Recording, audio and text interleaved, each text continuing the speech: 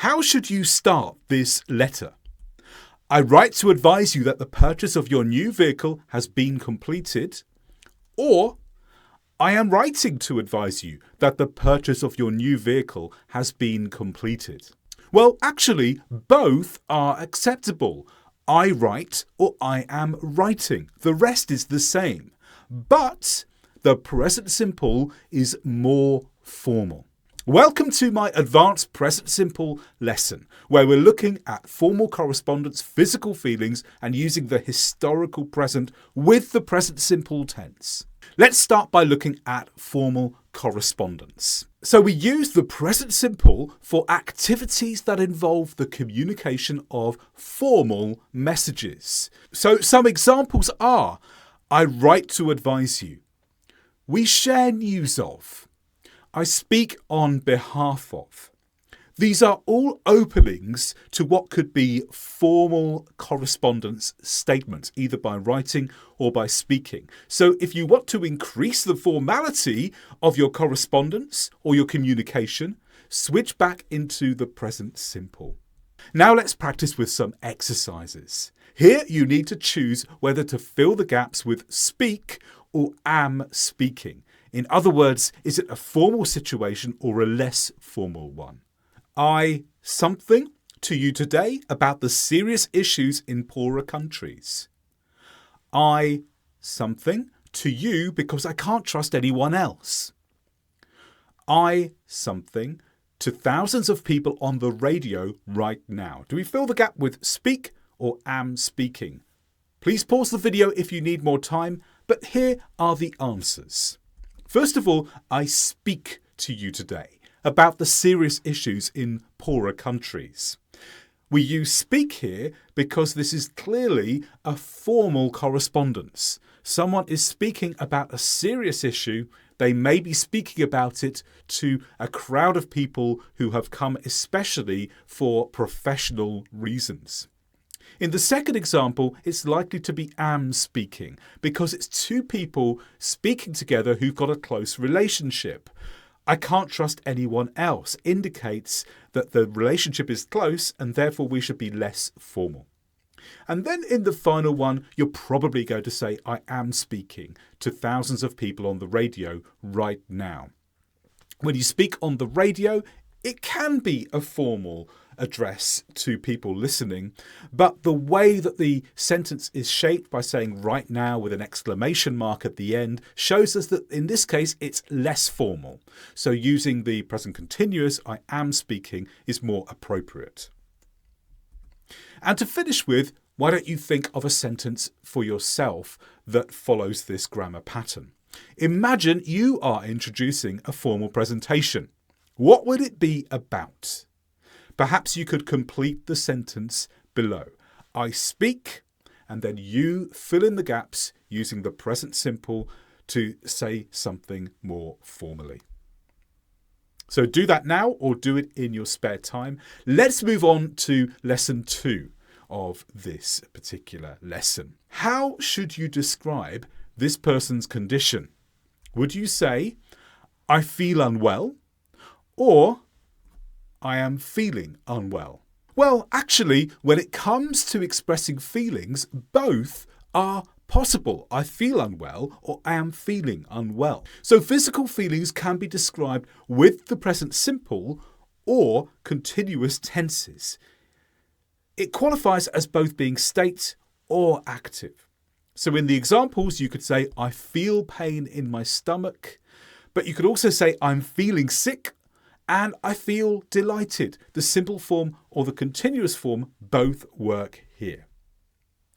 There may be some situations where feel is not one or the other though, and that comes up in this exercise.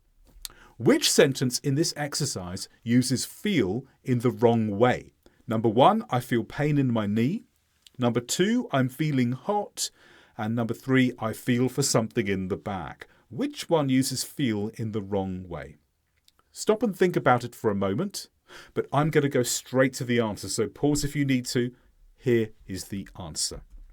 The answer is sentence 3, and that's because the feeling is not in your body. If you say, I feel for something in the bag, That's you're using your hand to feel for something outside of your body.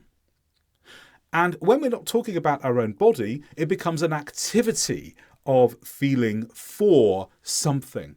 And this needs to use the continuous form. So I feel pain in my knee.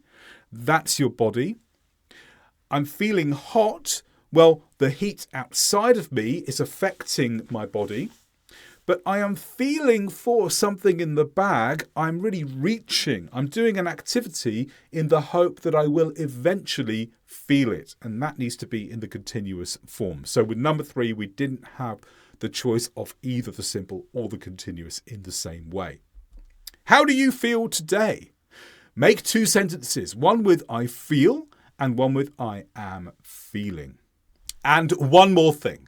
Feel can also mean think in some situations. For instance, if you say, I think that the decision is right, we could also say, I feel that the decision is right. And here feel is a replacement for think.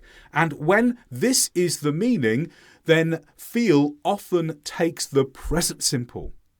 Unless you wish to emphasize the activity of thinking. If you're emphasizing the activity of thinking, then you may use the continuous form. But in general, when we report thoughts and feelings in this way, in this context, it would be present simple. What is the best way to tell this story? Look at both examples. Listen to this. My sister goes to the library. When she enters the library, she sneezes and then they ask her to leave. Now listen to the second one. Listen to this. My sister went to the library. When she entered the library, she sneezed and then they asked her to leave. So which one is better? Well, actually, both versions are possible in different situations. So I'm not saying that one is better than the other here. It depends how you want your listener to feel.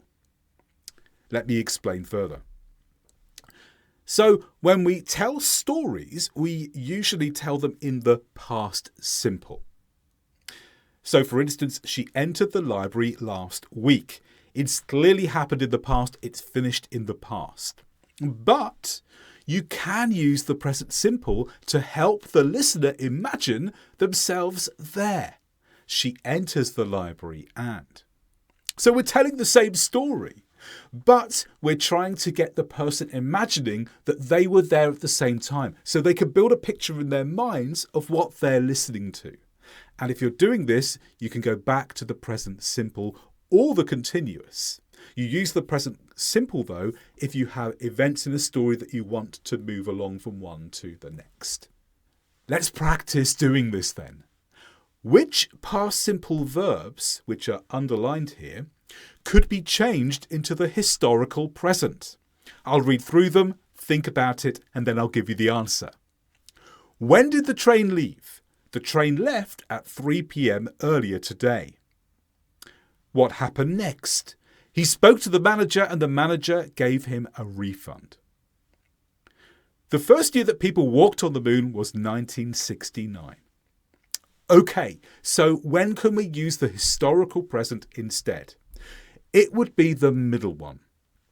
What happened next? He speaks to the manager and the manager gives him a refund. Here we're telling a general story, taking the listener through some events that happened in progress in the past. You could use the past simple, but if you want to create this idea in someone's mind that they're there, you can use the present simple too for the historical present. But why not the other two? Well, in the first one, when did the train leave? The train left at 3 p.m. earlier today. Now here we've mentioned 3 p.m. earlier today. We have positioned the time in the past. So it would be unusual to use the historical present in this case because we're at the same time telling the listener, think back to 3 p.m. earlier today. Think back to this moment in the past. Also, it's not a story. You're just giving a fact of something that happened in the past. So there's less of a reason to use the historical present here. Historical present would really be for storytelling. It's the same in the third example. The first year that people walked on the moon was 1969. Here we're giving a fact at a specific moment in time in the past. The past simple is more natural here. Try using the historical present yourself. Imagine you are telling a friend about an interesting event from earlier this week. Use the historical present to tell the story. You can start with the word so. We often use so when we're introducing a series of things we're going to say. So do that now before you finish this video. And once you've done that, try looking at my Perfect English Grammar course that has lots more on tenses and every part of English grammar. There's a link that you can click in the description below this video to find out more.